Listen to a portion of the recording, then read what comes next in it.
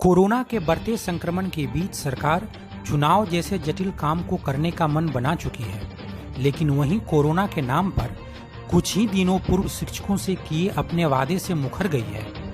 या सरकार के इसी वादा खिलाफी पर तीखी प्रतिक्रिया जाहिर करते हुए दरभंगा शिक्षक निर्वाचन क्षेत्र के प्रत्याशी डॉक्टर अरुण कुमार ने कहा है कि जब सरकार को क्वारंटाइन सेंटर पर तैनाती के लिए शिक्षकों की जरूरत थी तो तरह तरह के झूठे आश्वासन देकर हड़ताल खत्म करवा दी, लेकिन अब जब लॉकडाउन खत्म हो चुका है, सरकार अपने वादों से मुकर गई है।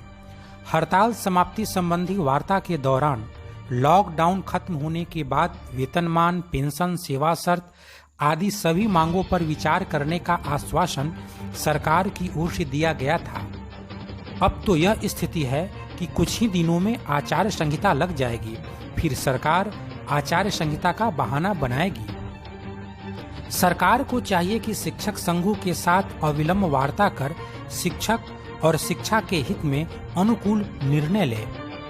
बेगूसराय में आयोजित ऑनलाइन संवाददाता सम्मेलन में डॉक्टर अरुण कुमार ने कहा कि राज्य सरकार ने उर्दू विद्यालयों के शिक्षकों को 7वें वेतनमान का लाभ देने का जो फैसला किया है वह स्वागत योग्य है, परंतु समान कोटि के संस्कृत स्कूलों के शिक्षकों के लिए समान फैसला आज तक लंबित है।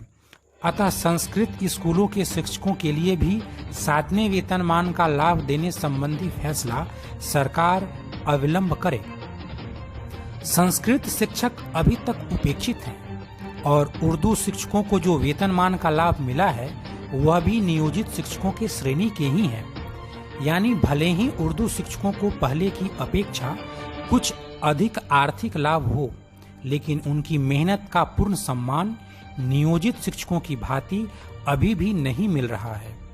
और संस्कृत शिक्षकों की हालत तो नियोजित शिक्षकों से भी गई गुजरी बन गई है।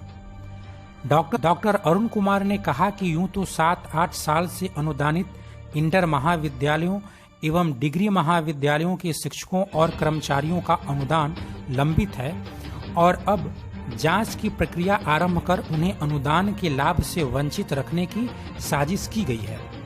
सरकार बगैर किसी जांच की प्रक्रिया में समय गंवाए 7-8 सालों से सभी बकाये अनुदान राशि का एक मुश्त भुगतान सीधे शिक्षकों और कर्मचारियों के खाते में भेजकर करे। डॉक्टर अरुण कुमार ने जोर देकर कहा कि सरकारी अनुदान, आंतरिक स्रोत और मामूली बजट बढ़ोतरी से इंटर और डिग्री महाविद्यालयों के शिक्षकों और कर्मचारियों को पूर्ण वेतनमान और अस्थायी सेवा शर्त आसानी से दिया जा सकता है।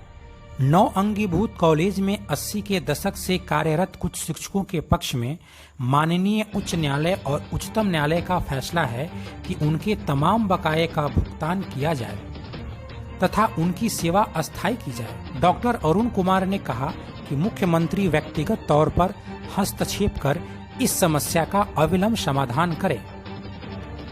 सूबे के विश्वविद्यालयों और अंगीभूत महाविद्यालयों के शिक्षक कर्मचारियों के 7वें वेतनमान और पेंशन भुगतान में शिक्षा विभाग के कुछ अदूरदर्शी अफसरशाहों द्वारा बेवजह तकनीकी अवरोध उत्पन्न कर देने की साजिश को खत्म कराकर तमाम बकायों का भुगतान सुनिश्चित कराया जाए।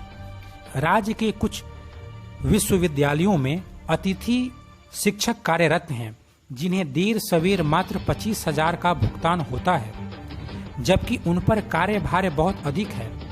इसी तरह के अतिथि शिक्षकों को यूजीसी के निर्देश पर हरियाणा, हिमाचल आदि राज्यों में 57,000 रुपये का भुगतान होता है। बिहार में भी यह जरूरी है।